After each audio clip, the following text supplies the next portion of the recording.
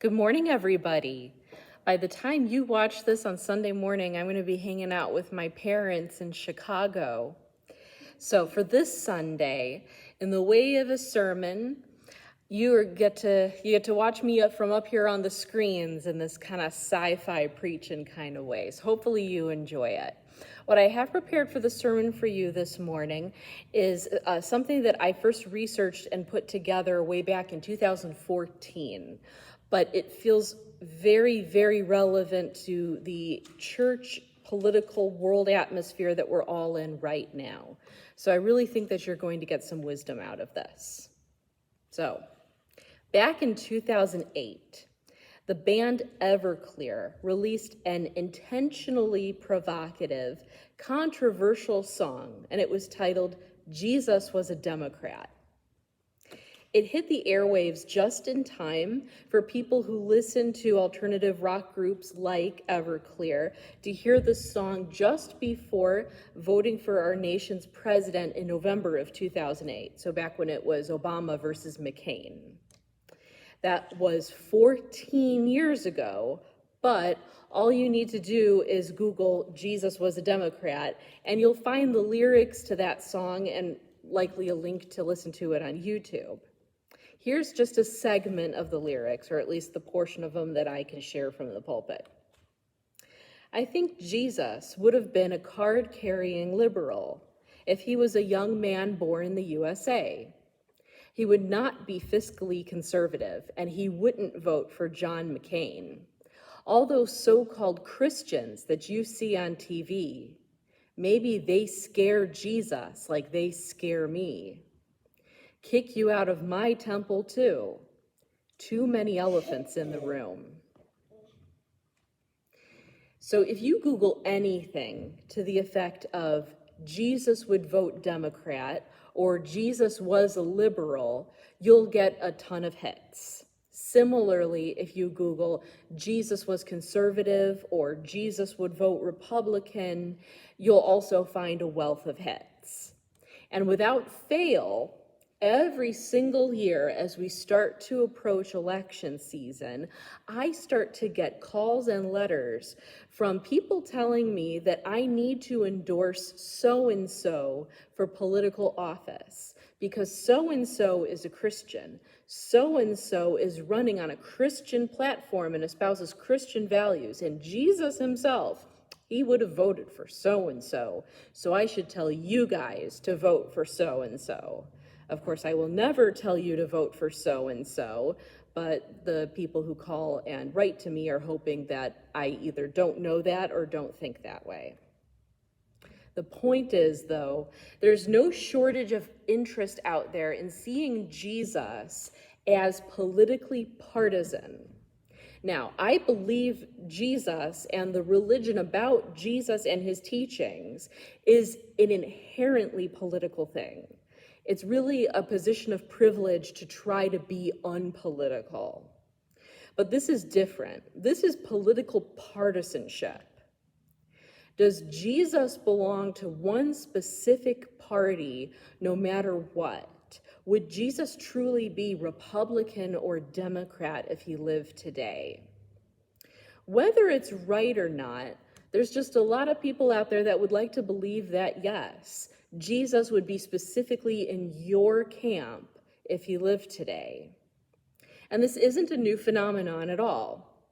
In Jesus' own lifetime, he was constantly being challenged by those who feared, disliked, and distrusted him to take a particular side on one political party or another, on one divisive issue or another, especially as they related to the marginalized people in his community. He was also challenged often and by the same people to take an official stand on Palestine's complicated political relationship with Rome, which occupied Palestine with soldiers. Now, that's exactly what we see in this morning's gospel reading. In this morning's gospel reading, we see the Pharisees taking yet another crack at Jesus. We also see them finding an unlikely and somewhat bizarre ally, the Herodian. The Herodians, as you might be able to guess if you pick apart that name, were a party of people who supported the foreign occupation of Palestine by Rome under the reign of King Herod, hence Herodian. The Pharisees, on the other hand, were devout Jews and were very concerned with abiding by the letter of God's law. And they fiercely resented King Herod and wanted the Roman officials out of Palestine. So why on earth were the Pharisees hanging out with the Herodians in this morning's gospel story? Y'all, that doesn't make any sense at all. That's like hearing that Tucker Carlson got together with Trevor Noah for brunch. These two people don't have anything in common. Well, the reason why we see the Pharisees and the Herodians hanging out together this morning is because they're under the influence of an old proverb that teaches, "The enemy of my enemy is my friend." They only have one thing in common, but it's one thing they agree on pretty strongly. They can't stand Jesus. So they figured out that if they teamed up and they put all their heads together, they just might be able to pick the right trick question to stump him with. And if they can do that, if they can stump him publicly and debase him publicly, then they might be able to bring him down. They could remove all of his followers from him. They could remove the threat that he poses to him in his growing power and his growing popularity. So, as the Pharisees and the Herodians come together, they have no trouble at all picking the right one question that they're going to use to stump Jesus. The one question that would get to the very core of the differences between the Pharisees and the Herodians. And it goes like this: should the Palestinians pay their census tax to Rome? The Herodians believed Palestinians absolutely owed this money to Rome in exchange for some of the kickbacks that a small but powerful contingent of the people enjoyed as a result of belonging to the strongest empire in the world. Thinking of the top 1% who are getting a break on those big stocks. That's who the Herodians are supporting. The Pharisees, on the polar opposite end, strongly resented paying this tax to Rome. Jesus could not possibly agree with both parties on this one. He had to pick one answer or the other. And if he even tried to answer this question, he was going to make people angry no matter what he said. He was going to start something public. So why was this tax, this census tax, such a big deal anyway? Well, the Pharisees didn't just resent this annual tax of 1 denarius per person just because that was a lot of money for a community struggling greatly with poverty. And it was. That was a ton of money, but there's more to it than that. A denarius, this form of currency that they used to pay the tax, was a silver coin. It had on it a graven image of the Roman emperor. The writing on one side declared the divinity of the emperor, and the writing on the other side of this coin proclaimed the emperor as the high priest of the empire. When you paid your census tax, you needed to pay for it with this coin. And in so doing, you are vouching for both beliefs stated on it. When you pay your census tax, you declare that the emperor of Rome is not only a god, but your personal god. So if you were Roman and still practicing some form of ancient paganism at the time, it might not feel like a big deal to you to just add the emperor of Rome to a long list of gods that you believe in. The God of the rain, the God of the sun, the God of the sand, the God of the water, everything. But if you were Jewish, if you were monotheistic in a world not built for monotheism, in a world where it is very, very difficult to practice your faith already, and the Roman army occupying your land is forcing you to declare the Roman emperor is a god in order to pay your tax, then these occupying Roman soldiers are forcing you to commit blasphemy in order to pay this tax. So the Romans were forcing the Jewish people to betray not only their own human dignity, and not only to completely bankrupt themselves, but also to betray their God. So, which party is Jesus going to align with? Is he going to side with the Herodians and say that the Palestinians should pay this census tax and then incite the rage of all of his followers who desperately want to see Jesus stick it to Rome? Or is he going to publicly declare his disobedience to Rome by telling everyone not to pay their taxes and likely be arrested and executed on sight? The Pharisees and the Herodians can only see just two ways to answer this question and only two possible outcomes. Jesus could pick one side or the other, and either way he went, he was going down. But Jesus is different. He's not naive enough to fall for this trick. Jesus knows he has adversaries. He knows people are out to trap him. He lived on the lookout for these people, and he knew these people would eventually take his life and that today was not that day. So he could smell this trick question coming from a mile away in this morning's story, especially as he heard the Pharisees and the Herodians getting together to try to lull him into some false sense of security by buttering him up first.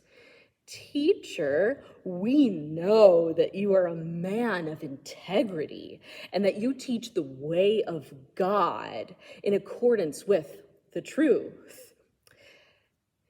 Yeah, okay. Jesus heard that and thought, ugh, man, here we go again. Unintimidated, Jesus calls these people on what they're trying to do to him. And he's especially hard on the Pharisees, especially because this is not their first rodeo.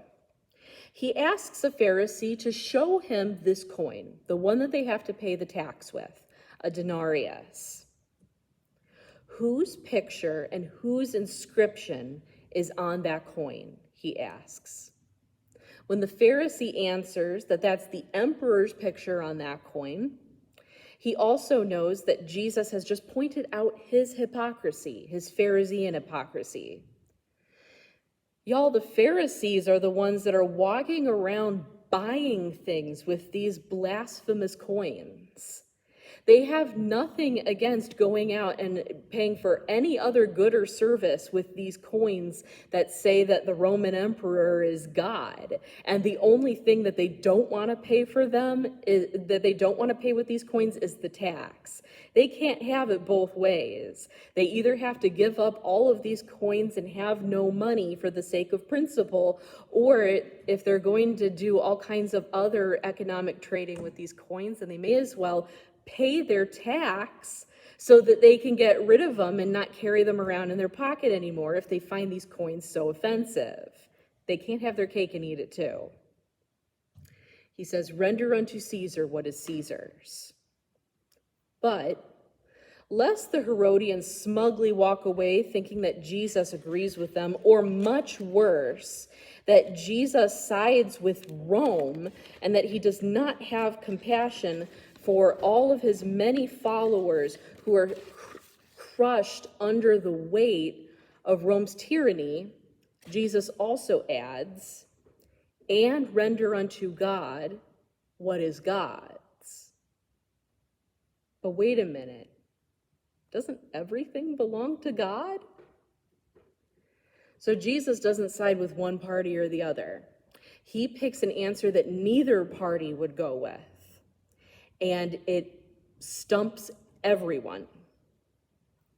It's to the disappointment and amazement of both the Pharisees and the Herodians. They did not think that he was going to find a way to wiggle out of this one. However, this answer more than likely costed Jesus his life. Because just a few chapters later, when Pontius Pilate is getting ready to execute Jesus, and he tells the Jewish people watching this execution that he can let go of just one prisoner, the one that they choose isn't Jesus, it's Barabbas.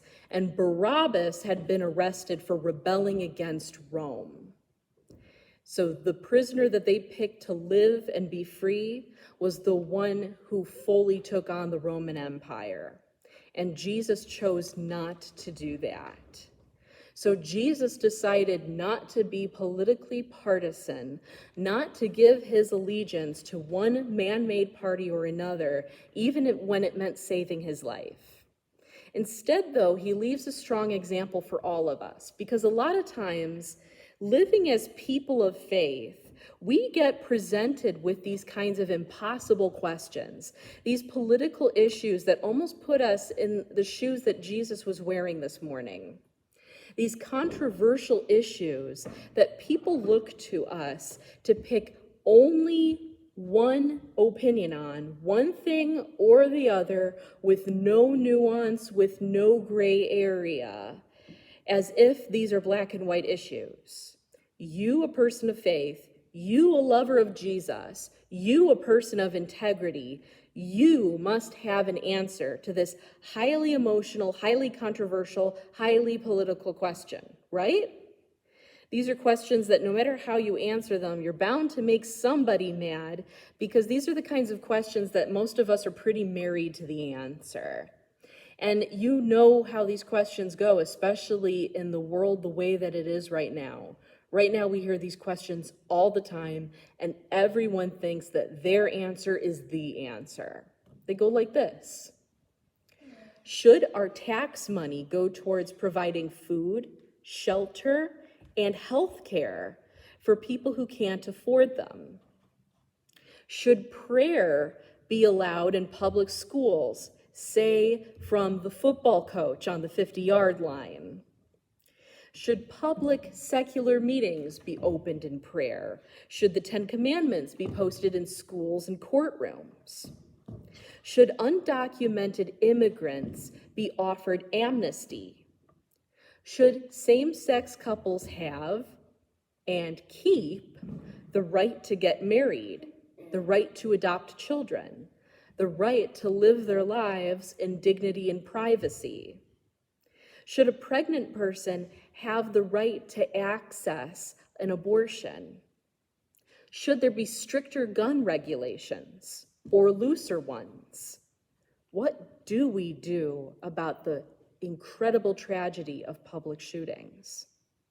What should we do about climate change, and what role should the government have in climate change? Should we all get the COVID vaccine? Should churches pay taxes? I bet you feel pretty strongly about most of those issues. You might feel like you have the right answer to all of those questions, or maybe not.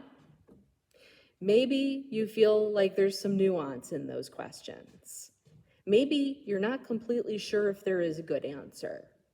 Maybe you look for wisdom from other people, from your church, from the government itself, from people that you love and trust, from your friends, from your family, from your neighbors.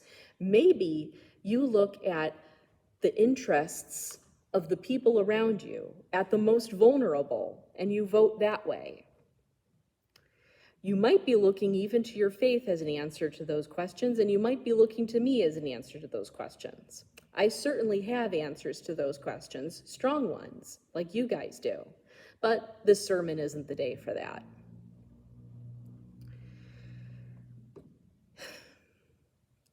I believe that Jesus would have answers for these questions.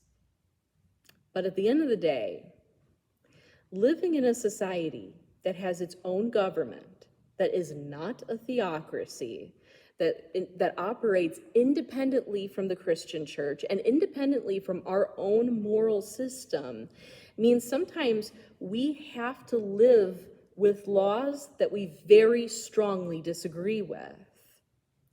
Even laws that conflict with our conscience or our own personal or faith-based beliefs. When we find a way to make it work in some form of peace, even when that means civil disobedience, even when that means protest, even when that means making sure your elected officials know how you feel, when we find a way to somehow make it work, we render unto Caesar. But when we pray for God to give us the wisdom to navigate these controversial waters while keeping our integrity, we render unto God what is God's. And at the end of the day, at least where it concerns our actions, we need to understand that even though our government may make the laws, it's God who rules over us, and we need to serve the world as God would have us do so. May it be so. Amen.